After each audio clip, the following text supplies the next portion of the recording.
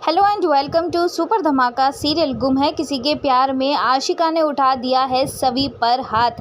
जी हाँ दोस्तों, जहां आशिका को खबर नहीं होती है कि उसकी बेटी सवी के पास है, लेकिन यहां पर सवी ने आशिका को काफ़ी कॉल की थी और यहां तक कि मैसेज भी छोड़ दिया था, लेकिन यहां पर आशिका ने ना तो कॉल रिसीव करी और ना ही मैसेज का रिप्लाई करा और अपनी बेटी को अपने घर में ना देखकर यहां आशिका बौखला जाएगी। हम आपको यहाँ ये भी बता दें कि आशिका को सही से रत्ती भर भी प्यार नहीं है, बस उसे ये डर है कि कहीं सई को उसकी दादी उठा कर ना ले गई हो। यहाँ पर जैसे ही आशिका आती है सवी के पास, वो देखती है कि रजत और उसके दादा दादी सब मौजूद होते हैं और सब सई को काफ़ी खुशी खुशी खिला रहे होते हैं और सई भी उन सब के साथ काफ़ी खुश नज़र आती है। ये बात यहाँ पर आशिका को खटक जाती है और वो गुस्से में सवी पर भड़क उठती है और कहती है कि अगर तुम इसे यहाँ लेकर आ रही थी तो मुझे बताना तो चाहिए था, और क्या तुम जानती नहीं हो कि इसके दादा दादी कैसे हैं?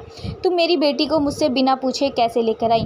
यहाँ पर सवी आशिका के अब सारी चाल चलन समझ चुकी है कि आशिका सही से ज़रा भी प्यार नहीं करती है, और अब सवी आशिका को उसी की भाषा में करारा जवाब देती हुई नजर आती है और कहती है कि तुम्हारी बेटी है और तुम्हें खबर तक नहीं है कि तुम्हारी बेटी तुम्हारे घर में ही नहीं है।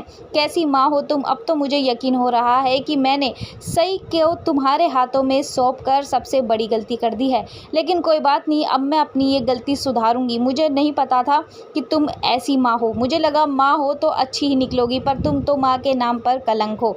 यहाँ पर अब सवी ने ठान लिया है कि वो रजत का साथ देगी और सही की कस्टडी रजत को ही दिला कर रहेगी।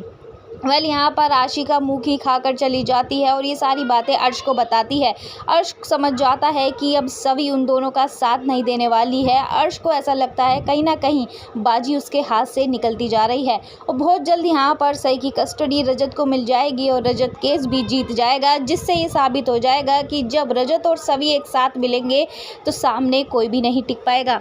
दोस्तों, आपको रजत और सवी की जोड़ी देख करके क्या ईशान और सवी की जोड़ी की याद आती है या नहीं? हमें कमेंट सेक्शन में बताना बिल्कुल ना भूलें।